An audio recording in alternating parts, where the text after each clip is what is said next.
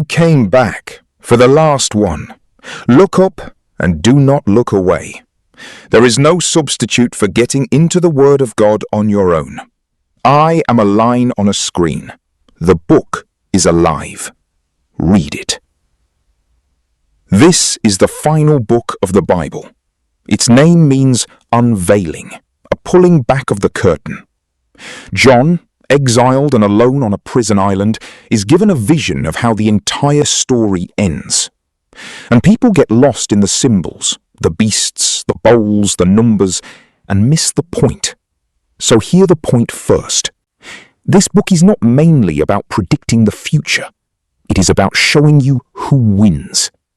And the answer, from the very first vision, is a throne that never shakes, and a lamb who was slain. The end of the story is not chaos. It is a king. This is Revelation. Here is the question Revelation answers, and it is the deepest question the human heart ever asks. Who actually wins in the end? Because when you look at the world honestly, it can feel like the chaos is winning. Evil seems powerful. Injustice goes unpunished. The cruel prosper. The innocent suffer. And the whole thing feels like it is spinning out of control. Revelation was written to people being crushed by exactly that. Believers under a brutal empire, suffering, wondering if God had lost, if evil had the final word. And Revelation pulls back the curtain to show them and you what is really going on behind the chaos. There is a throne. It has never once shaken. And the one on it and the lamb beside him have already won.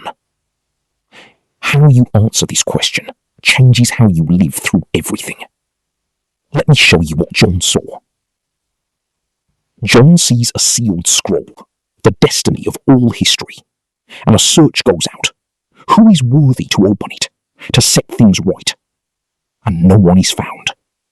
John weeps, until an elder says, "Do not weep. Look, the Lion of Judah has triumphed."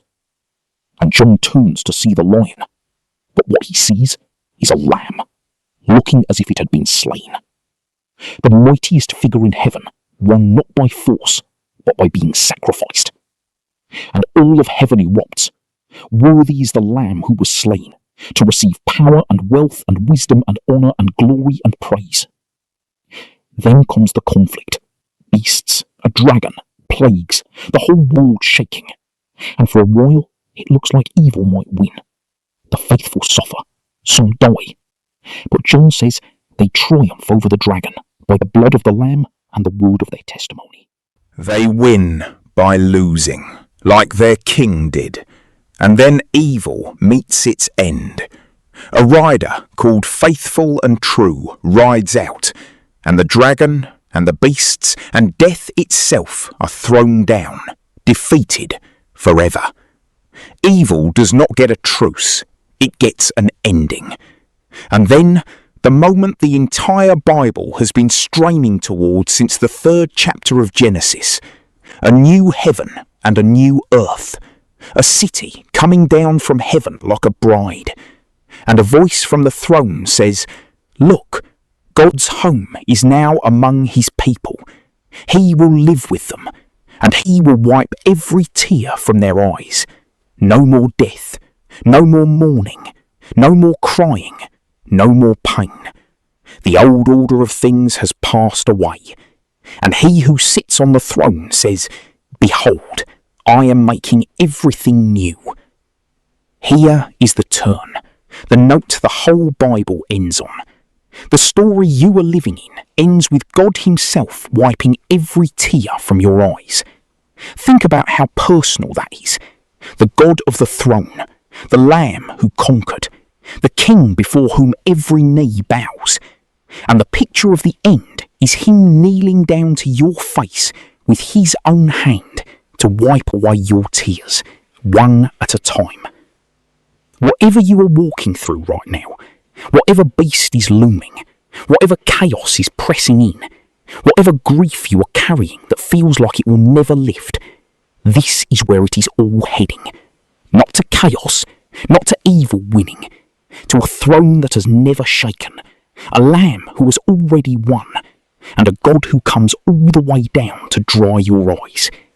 You already know how the story ends, and it ends well, better than the beginning, which means you can face the middle. You can endure the hard chapter you are in, because you have read the last page.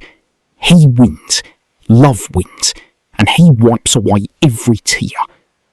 There is a thread, and here at the very end it arrives all the way home. Every red line I have ever shown you, every single one, was leading here. The lamb's blood on the doorposts in Egypt, the scarlet cord in the window, the bronze serpent lifted up, the suffering servant pierced for our sins, the blood of the new covenant, the cross on the hill. Every scarlet thread through every book for the entire Bible. And they all gather at one place, a lamb, looking as if it had been slain, standing at the centre of the throne of the universe. The same Jesus who was the hidden thread on every page is the one on the throne at the end of the story.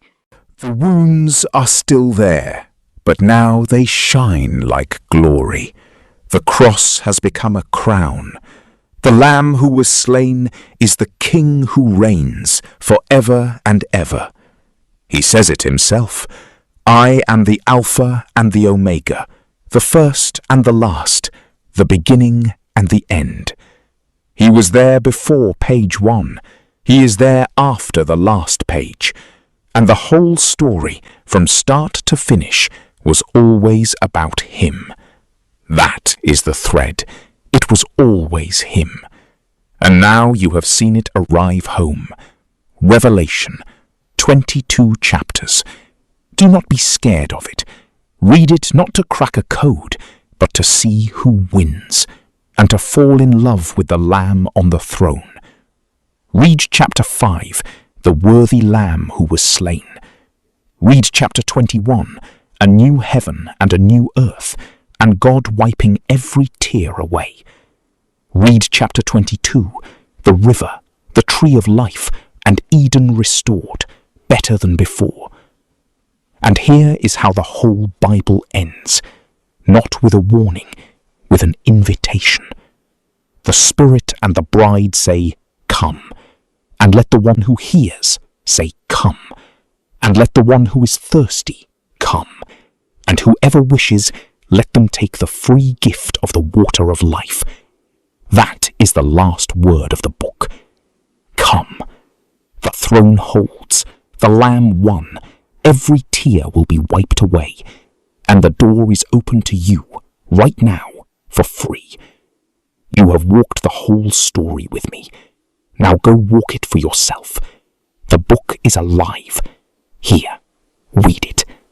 Come, and I will see you